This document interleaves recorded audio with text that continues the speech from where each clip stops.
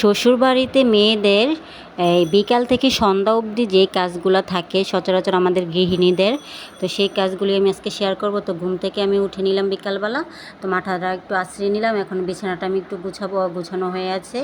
তো পিয়াল উঠে গেছে, ও পড়তে চলে গেছে। এখন আমি বিছানাটা একটু গুছাবো, কারণ আমার ভিডিও করার মতো লোক নেই, সেজন্য আমার নিজেরটা আমার নিজেরই করতে হয়।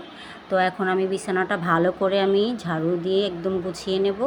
তো এই সংসারের ছোটোখাটো কাজগুলো কিন্তু আমার করতে ভীষণ ভালো লাগে। তো ভীষণ ভালো লাগে, সেজন্য আমার নিজের কাজগুলো আমি নিজেই করতে পছন্দ করি। তো আমি ফাইনালি এই তো বিছানাটা গুছিয়ে নিচ্ছি। আর বিছানা যদি এলোমেলো হয়ে থাকে সেটা কিন্তু আমার একদম ভাল লাগে না। তো আমি আমার বাচ্চাকেও বলি বিছানা নষ্ট করবা না, আমার পরিপাটি সব কিছু সুন্দর হওয়া লাগবে। তো এখন আমার এই তো বিছানাটা ফাইনালি রেডি হয়ে গেছে। তো বিছানা আমার গুছানো কমপ্লিট। তো তোমরা কে কে এত সুন্দর করে বিছানা গুছাতে পারো আমাকে কমেন্টস করে জানাবা ভাবিরা। তো এখন আমি কি করব, এই তো রুমটা ঝাড়ু দিয়ে নিব। আমাদের বাসাটা কিন্তু বিশাল বড় একটা ফ্ল্যাট। তো আমি আমার রুমটা আগে গুছিয়ে নিলাম, তারপর অন্যান্য রুম গুছাবো। তো এখন আমি রুমটা দেখালাম তোমাদের, এই যে পরিপাটি করে নিলাম একদম। তো কিছুটা অগুছানো হয়ে আছে, তারপরও সেগুলো দেখাবো না। আর হচ্ছে একই যে আমার বারান্দাটা, আমার রুমের সাথে বিশাল একটা বারান্দা আছে। তো এই বারান্দার নিচেই কিন্তু মেন রাস্তা। তো এই তো আমাদের ফুলের টবগুলো, আমাদের অনেক সুন্দর সুন্দর ফুলের গাছ আছে, সেটাই তোমাদেরকে দেখাবো। তো এখন আমি ঝাড়ু দিয়ে নিলাম, খুবই সুন্দর করে ঝাড়ু দিতে হবে, কারণ একটু বালু থাকলে পায়ে চিকচিক চিকচিক করে। তো এখন আমার রুমটা আমি ঝাড়ু দিয়ে নেব। যেহেতু আমার ক্যামেরাম্যান নেই, আমি নিজের কাজগুলো নিজেই ধরে ধরে করি, একটু সময় নিয়ে করি।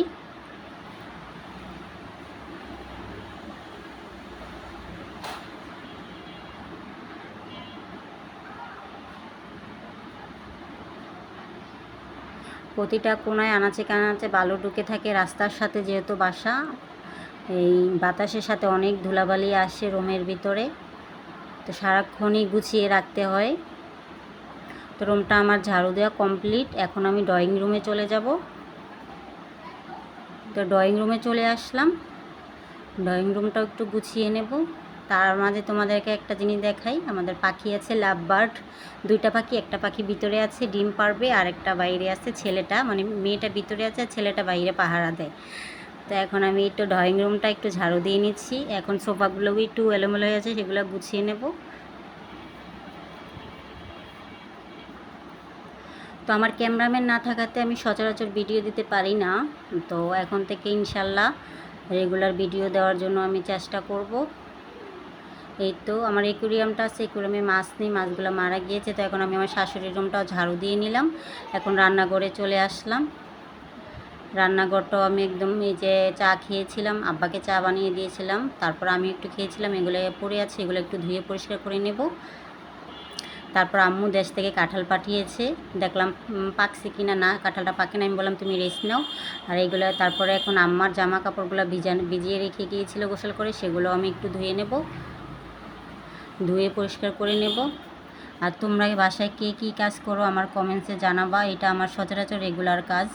তো এই তো পিয়ালবাবুর পড়াশোনা শেষ, রুমে এসে বসলো, ট্যাব দেখতেছে। তো এখন আমি চলে যাব বারান্দায়। বারান্দায় গিয়ে আমার গাছগুলোকে একটু সুন্দর করে পানি দেব, সন্ধ্যা হয়ে গেছে। এখানে আমি কুমড়ো বীজ লাগিয়েছিলাম, কাঁঠালের চারাও উঠেছে।